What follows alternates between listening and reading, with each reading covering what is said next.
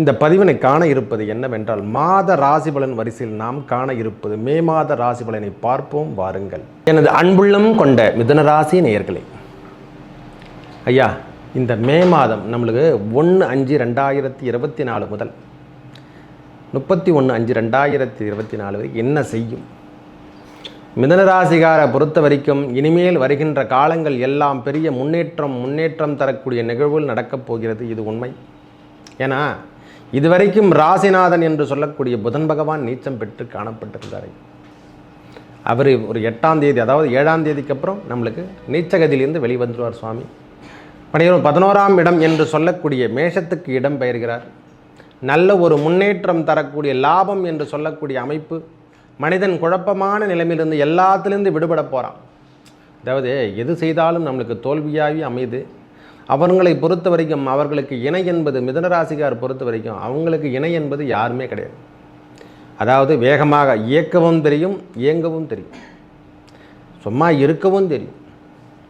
அதாவது வேலையும் சொல்கிறோமில்ல, ஆக்கல் அழித்தல், படைத்தல் காத்தல் ஆத்தல் அழித்தல், அந்த எல்லா ஒர்க்கும் அவங்களே செய்வாங்க. எல்லா அமைப்பும் அவங்களுக்கு உடையது.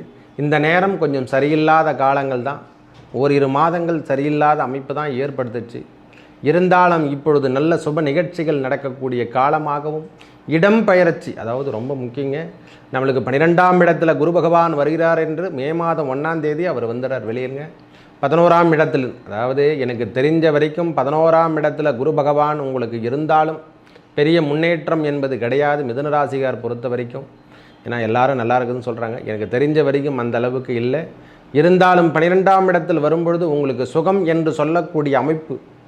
ஏன்னா முதல் நாளே அவர் இடம்பெயர்ந்துடுறாரு. 7ஆம் அதிபதி அவர்லவா அவரே தான் 10ஆம் அதிபதி, அதாவது ஜீவனகாரகன் என்று சொல்லக்கூடிய அமைப்பு. பாதகாதிபதியும் அவர் தான். மிதுனராசியை பொறுத்த வரைக்கும் நல்ல முன்னேற்றம் தரக்கூடிய நிகழ்வுகள், இனிமேல் சுபம் என்று சொல்லக்கூடிய அமைப்பு தான் சாமி. 12லே இருந்தாலும் அவர் சுகம் என்று சொல்லக்கூடிய உடல் உபாதைகள், நோயற்ற வாழ்வே குறைவற்ற செல்வம் என்று கொடுத்துருக்கான் ஒரு மனுஷனுக்கு. ஏன் எல்லா செல்வங்களையும் பற்றி சொல்ல, நோயற்ற வாழ்வு. ஒரு மனுஷன் நோய் இல்லாமல் இருந்தால் உழைத்தாவது சம்பாதிச்சு அவர் சேவிங் பண்ணிக்குவார். அதுதான் நோயற்ற வாழ்வே குறைவற்ற செல்வம். அதிகப்படியான செல்வங்களை கொடுத்துட்டு நோயும் சேர்த்து கொடுத்துட்டு அதை அனுபவிக்க முடியாத நிலைமையில் ஆகிடும். மிதுனராசிகார் இனிமேல் நல்ல ஒரு முன்னேற்றம். ஒரு 8ஆம் தேதிக்கு அப்புறம் அவங்களுடைய தன்னம்பிக்கையெல்லாம் அதிகரிக்கும். மனதில் இருந்து வந்த குழப்பமான நிலைமையெல்லாம் மாறிடும்.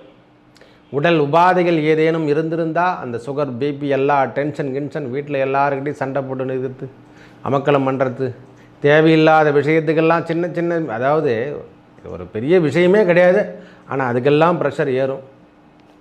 பிபி மாத்திரை தேடுவோம். இனிமேல் ஆழ்ந்த சிந்தனை செல்லக்கூடிய பாக்கியம் இல்லை. இரவு தூக்கம் என்பது கண்டிப்பாக கிடைக்கும். விடியற்காலில் எழுந்துக்கிற பழக்கம் இனிமேல் மிதுனராசிகாரங்களுக்கு அமையப்போதையா. ஒரு 4 மணிக்கு எழுந்து சீக்கிரம் சுறுசுறுப்பாக எல்லா வேலையும் எறும்பு போல செயல்படக்கூடிய காலமாக முதல் நாளே முதல் வெற்றி முற்றிலும் வெற்றி என்று தான் சொல்லுவோம். ஒரே வார்த்தை சொல்லப்போனால். ஏன்னா நம்மளுக்கு 12ஆம் அதிபதியும் அவரே தான், சுக்கிர பகவான். 5ஆம் அதிபதியும் அவரே தான், சுக்கிரன் உங்களுக்கு சுகோகம். முக்கியமாக மிதுனராசியை பொறுத்த வரைக்கும் சனி பகவான் யோகம் என்று தரக்கூடிய இடத்துல தான் அமர்ந்துட்டுருக்கார். வேறு எந்த விஷயத்தை பற்றி நீங்கள் கவலைப்பட தேவையில்லையா. இனிமேல் தடைகள் ஏதேனும் இருந்திருந்தால், இளைய சகோதரனிடத்தில் கருத்து வேறுபாடுகள் இருந்தால் அதெல்லாம் நல்லது நிற்க போகுது. தாயாரிடம் இருந்து வந்த கருத்து வேறுபாடு கொஞ்சம் கொஞ்சமாக மாறும். தாயார் வீட்டு சொந்தங்கள் நம்மளை ஆதரிக்கக்கூடிய காலமாக வரப்போதுங்க. இது வரைக்கும் தவறாக நினைத்தவர்களோ நல்ல முன்னேற்றம் தரக்கூடிய வாய்ப்பை அவங்களே தேடி வந்து செய்ய போகிறாங்க. நம்மளுக்கு இது வரைக்கும் அவங்களே தவறாக கூட நினச்சிருப்பாங்க, அடடா நம்ம குழந்தையா அது மாதிரி சொல்லிட்டோமே அப்படின்னு சொல்லிட்டு அவங்க கவலைப்படக்கூடிய காலம். இனிமேல் நல்லதே நடக்கிறதுக்கான ஒரு சுச்சுவேஷன் நம்மளுக்கு எல்லாமே இனிமேல் ஃப்ரெஷ்ஷுங்க. விடுங்க. மிதுனராசிகாரு செல்வங்களோ, அதாவது இந்த மிருகசீரிஷம் மாவட்டம் 2 பாதங்கள் 3-4 பாதங்கள் ஆகட்டும், திருவாதுரை 1, 2, 3, 4 பாதங்கள், புனர்பூசம் 1, 2. தயவு செய்து மனதில் இருந்த அந்த புனர்பூசம் மட்டும் கொஞ்சம் பொறுத்து கொள்ளுங்கள். இனிமேல் வருகின்ற காலங்கள் எல்லாம் முன்னேற்றம் தரும். இந்த ஆண்டு முடிவதற்குள்ளே ஜூன் ஜூலைக்கு அப்புறம் நல்லா இருக்கு ஐயா, கொஞ்சம் பொறுத்துங்க ஐயா. எல்லாருமே நல்லா இருக்குதுன்னு சொல்கிறாங்க. நாங்கள் நல்லா இல்லைன்னு திட்டிருக்காதீங்க தயவு செய்து. ஏன்னா திருவாதுரை இப்போ தான் கடந்துட்டுருக்காரு. சனி பகவான் கடக்கும்பொழுது உங்கள் துன்பங்கள் அனைத்தும் விலகும். அந்த சதயத்தை கடக்கும்பொழுதே உங்கள் துன்பங்கள்லாம் அனைத்தும் நடக்கும். உங்கள் கவலைகள்லாம் நீங்கக்கூடிய காலம். மிதுனராசிகார் பொறுத்த வரைக்கும் எல்லா விஷயத்திலையும் இனிமேல் கற்றுக்கொள்ளக்கூடிய காலம். அதாவது இனிமேல் கற்பித்தர்கள்லாம் ஒன்றும் தேவையில்லை. இனிமேல் கற்றுக்கணும் அவசியம் இல்லை சுவாமி, இனிமேல் கற்பிக்கின்ற நேரமாக வரப்போகுது. எல்லாருக்கும் நீங்கள் சொல்ல போகிறீங்க. ஒருவர் இருந்தால் போதும். மிதுன ராசிக்கார் ஒரு வீட்டில் ஒரு 10 பேர் இருக்கிற வீட்டில் ஒருத்தர் இருந்தால் போதும். அந்த குடும்பத்தை எவ்வாறு மெயின்டைன் பண்ணணும் எல்லாத்தையுமே அவங்களுக்கு தெரியும். எதிலிருந்து தப்பிச்சு அவங்க வாழக்கூடிய காலம் அவங்கக்கிட்ட கேளுங்க. அந்த புத்திசாலித்தனம், இந்த மைண்ட், கிரிமினல் மைண்ட் என்று சொல்லுவாங்க. 10 பேர் வேலை செய்யக்கூடிய வேலையை டகால்னு முடிவு பண்ணுவார். அதாவது 10 பேர் திங்க் பண்ணுற வேலையை ஒருவர் சொல்லுவார். எல்லாருமே திருதுன்னு முழிக்கக்கூடிய காலம். அந்த புத்திசாலித்தனம், எவரையும் வெல்லும் திறமை. ஐயா தயவு செய்து சொல்கிறேன், அந்த எண்ணம் மட்டும் வச்சுக்காதீங்க. தயவு செய்து யாரையும் அடிக்கணும்னு நினைக்கக்கூடாது. மிதுன ராசிக்காரங்கள் எண்ணமே அவங்கள பூர்த்தி செஞ்சிடும். நீங்கள் எதுவும் செய்ய தேவையில்லை. ஏன்னா நீங்கள் நினச்சிட்டிங்கன்னா அந்த எண்ணங்கள் பிம்பத்தை அங்கே உருவாக்கிவிடும். அதனால தான் இதெல்லாம் செய்யக்கூடாதுன்னு சொல்கிறேன். அவர்கள் யாராக இருப்பினும், ஏன்னா 2ஆம் அதிபதி சந்திரன் அல்லவா நம்மளுக்கு. சந்திரனுடைய பார்வை வேறு, அது ஆன்ம சக்தி, ரொம்ப அதிகப்படியான சக்தியை சந்திரனுக்கு கொடுத்துருக்காங்க ஐயா. நம்மளுக்கு 2ஆம் அதிபதி சக்தியை அது மாதிரி கொடுத்துருக்காங்க. 3ஆம் அதிபதி உங்களுக்கு சூரியனாக இருக்கார். 4ஆம் அதிபதி உங்கள் ராசிநாதனே. கல்வி எல்லாம் பெரிய முன்னேற்றம், சுகம் என்ற சொல்லக்கூடிய அமைப்பு இருந்தாலும் கேது பகவான் அங்கே விட்டிருப்பதால் விநாயக ஓம் விக்னேஸ்வராய நமக வெற்றிவேல் முருகனுக்கு அரகரோகரம். அரகர நம பார்வதீபதே அரகர மகாதேவா. தென்னாடுடைய சிவனையை போற்றி, எந்நாட்டவர்க்கும் இறைவா போற்றி. ஓம் நமோ லக்ஷ்மி நாராயணாய நம. இந்த சொற்கள் அனைத்தும் இனிமேல் நம் வருகின்ற காலங்கள் அனைத்தும் இந்த மந்திரங்களை சொல்லணும். இறைவன் நாமத்தை சொல்லணும்னு சொல்கிறதுக்காக தான் நான் சொல்கிறேன். ஏன்னா நல்ல நிகழ்வுகள் நடக்க போதுங்க.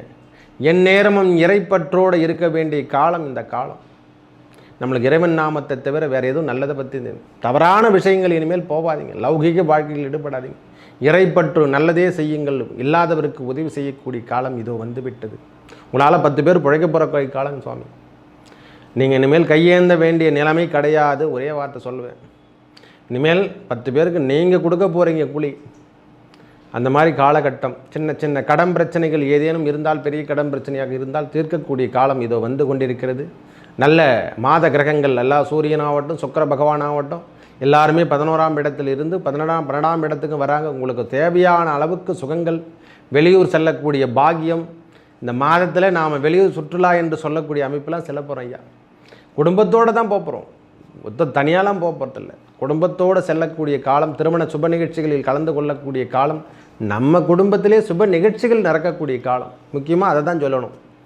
இனிமேல் இல்லறத்தில் நம்மளை சுப நிகழ்ச்சிகள். ஐயா மிதனராசிகாரங்க குடும்பத் தலைவனாக இருக்க பெற்றால் அவங்க பிள்ளைகளுக்கோ தாய்மார்களுக்கு என்று சொல்கிற மாதிரி இருந்தது. நம் பிள்ளை செல்வங்களுக்கு நம்மளுக்கு திருமணமோ அல்லது அவங்க கல்வித்தரம் உயர்த்தத்துக்கு நாம் செலவினங்கள் செய்யக்கூடிய மாதமாக அமையப் போகிறது.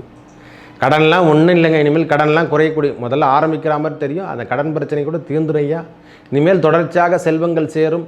திடீர் அதிர்ஷ்ட வாய்ப்புகள் நம்மளுக்கு தேடி வரப்போது. இந்த மே மாதம் நம்மளுக்கு மிகவும் அதாவது சிந்திக்க வேண்டிய காலங்களில் இதுவும் ஒன்று. இந்த மே மாத சாமி அவ்வளோ சிறப்பினை தரும்.